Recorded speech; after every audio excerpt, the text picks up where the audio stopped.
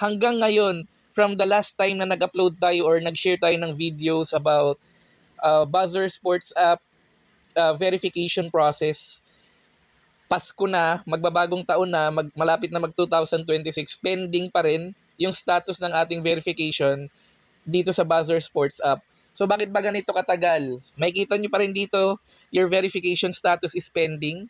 Ayan, kasi gusto na nating ma-verify, and I'm sure kayo rin siguro na may mga Buzzer app, gusto nyo rin ma-verify para kumbaga magagamit natin yung full features nitong Buzzer Sports app. Okay? Upgraded profile features, search optimizations, uh, getting featured sa mga feeds, and syempre yung verified badge.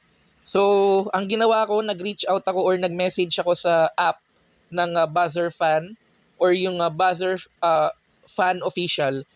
So, ito yung profile niya. Makikita natin meron siyang 645,000 followers with the 270 posts. Ayan.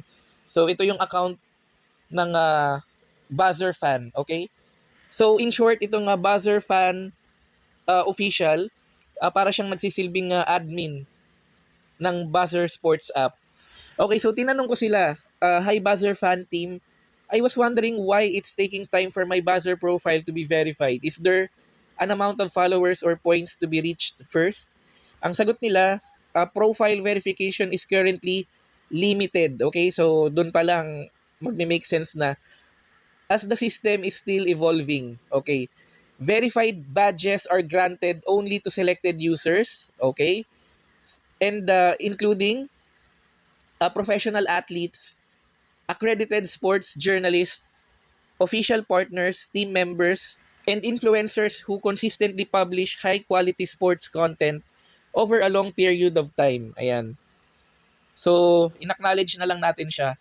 So, yung mga kagaya ko na bago pa lang sa Buzzer app, I'm expecting na it will really take time bago ko makitang naka-status verified na yung account natin and meron na tayong verified badge dito sa Buzzer, okay? And disclaimer statement sa ating crypto bayanihan, Web3 wallets, the content provided in this video is strictly for educational purposes only and does not constitute financial investment, legal, or professional advice. We do not promote or solicit the purchase or sale of any cryptocurrencies, tokens, exchanges, or financial instruments.